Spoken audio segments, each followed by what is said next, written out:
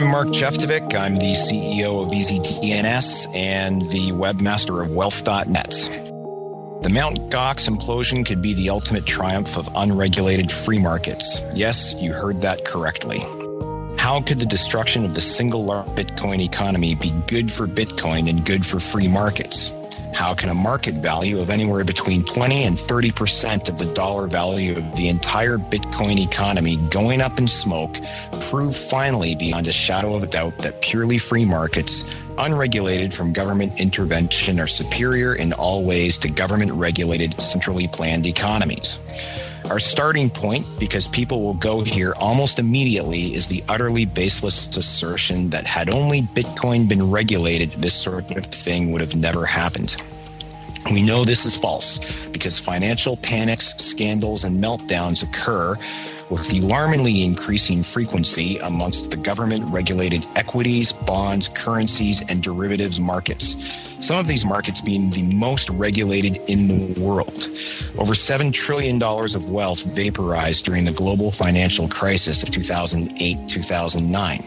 And the policy response to that was to create an almost identical textbook setup for yet another crisis, either in the sovereign debt or interest rate markets, which could hit any time. So when will Paul Krugman unveil a template for the Bitcoin bailout?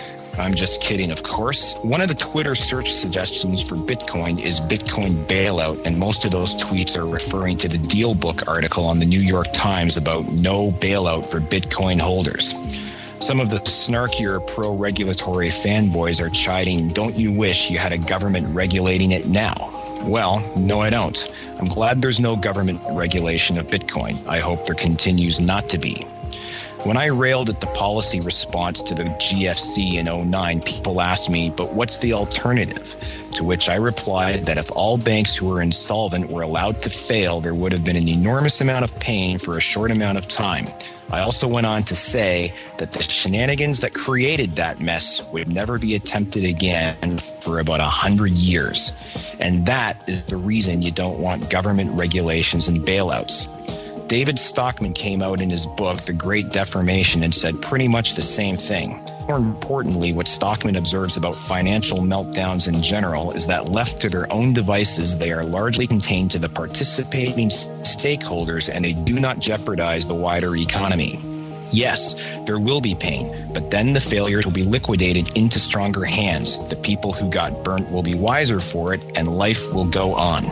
When you let things run their course, you force the responsibility onto the stakeholders to do their homework and keep their eyes open. Mt. Gox had been flashing bright red warning signals for over a year. I can't understand why anybody still had money in there. But when everybody moves past this, we're all going to hold our Bitcoin service providers to a higher level of accountability and transparency, and that's a good thing. This episode will not kill Bitcoin, unless, of course, the regulators step in and try to fix everything.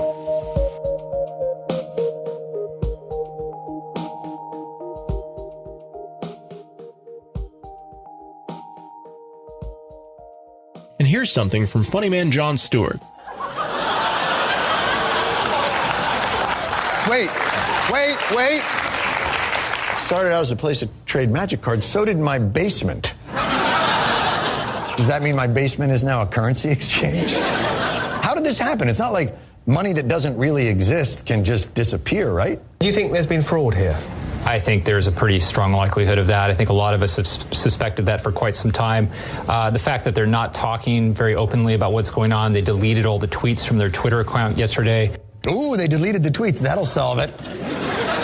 Listen, Bitcoin exchange, you got a lot to learn about being a financial player. You don't just commit brazen fraud in one fell swoop. You institutionalize and normalize systemic fraud. Which brings us to our new segment, Show Me the Money!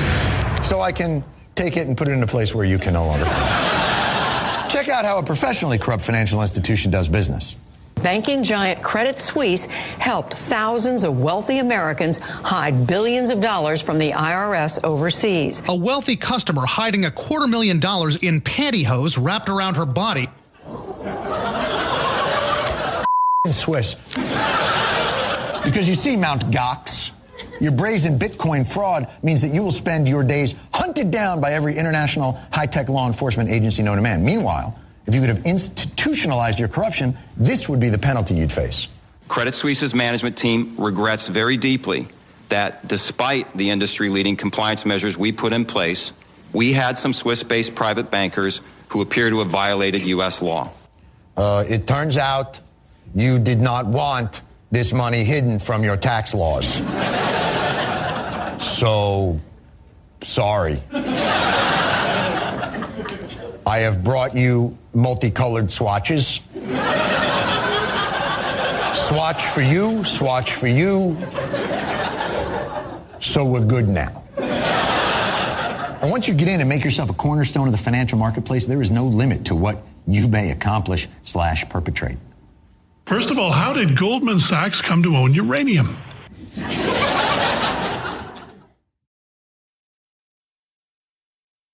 This is Trace Mayer, early seed round investor in both BitPay and the Armory wallet. And I think a big takeaway that we can get from this whole Mt. Gox debacle, and really anybody who's been around Bitcoin a significant amount of time, they should have had either direct experience with things like this before, or this is the first experience. But the big deal here is who holds the private keys to your money. And if you don't hold the private keys yourself, then that's a big deal because you have to trust somebody else. Not only do we have exchange rate risk with Bitcoin relative to the dollar, but we have performance risk, whether somebody will actually perform their contract. Mt. Gox isn't the first example of this where there's been a performance risk failure. There's been My Bitcoin years ago. There's Bitcoinica. Sheep Market ran off with about $100 million worth of Bitcoins. Silk Road 2 ran off with $2.7 million worth of Bitcoins. So when you're trusting people with your private keys, that's a big deal. And that's one of the reasons that I funded development of the Armory wallet, was so that individuals could hold the private keys to their own Bitcoins. And I think that's a very important thing. And it's not just in the Bitcoin community. With Bitcoin, we're really creating a whole new form of property rights that aren't defined by legal code, but property rights that are defined by mathematical code. For example, HSBC recently denied people the withdrawal of physical cash from their bank accounts. So that's an example where we see HSBC holding the private keys of the British pounds and the physical cash, and somebody else holding the legal keys or the ownership to those pounds, but there's a difference in how they want those private keys administered. And so with this whole Mt. Gox debacle, we're really finding out that he who has the private keys makes the rules, because there's not really any recourse. If you sent your Bitcoins over to Mt. Gox and they lost them or they absconded with them, and there's really no way to tell whether they were legitimately hacked by some nefarious third party or whether they just absconded with the Bitcoins themselves, there's no way to prove either way. Then you trusted them with your private keys, and there is going to be abuses of this trust. And whether they're regulated or not doesn't really make a difference. Bernie Madoff, people entrusted him with billions and billions of dollars of assets and private keys, and he ran off with it. This is not something new. I think what we have to do as a community in order to move forward from this is, one, take responsibility for our own private keys. Use something like Armory, etc. Two is we can build systems or processes into place where we can regulate ourselves much more efficiently. For example, exchanges could segregate customers' Bitcoins and then publish balances or something, depending on what would make the most sense there. But really where we need to go is we need to build out systems where we just don't have to trust anybody. And that's what I think the big vision of Satoshi is to decentralize trust as much as possible. And so not having these central points of failure like Mt. Gox, where the U.S. feds can seize $5 million of their customers' funds, where Mt. Gox can't get hacked and lose their Bitcoins or abscond with the Bitcoins, where we just don't have to trust. And so I think building out the Bitcoin protocol more in terms of multi-signature and escrow solutions, etc., is somewhere to go. And also just putting on our big boy pants and putting our Bitcoins in our armory where we hold the private keys, and we know that nobody else holds those private keys, because really you don't hold or own any Bitcoins unless you solely hold the private keys.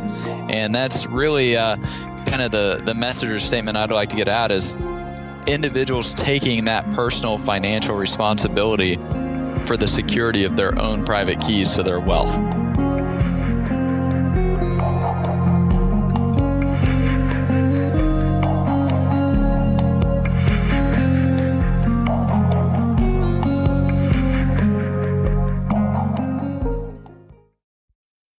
CryptoKit is the world's first Chrome browser Bitcoin wallet. It's the easiest, fastest Bitcoin wallet payment system. With a simple one-click install, it takes just seconds to get your wallet set up. And because CryptoKit finds the address and payment for you, there's no more fussing around or tab switching. CryptoKit is more than just a wallet. It comes with a preloaded PGP encrypted social network, news feeds from Reddit and Google, and up-to-date charts from exchanges. Finally, CryptoKit Directory allows you to make two-click payments with any of the BitPay merchants. Once you install CryptoKit, you won't need anything else. For more information or to download CryptoKit, visit CryptoKit.com.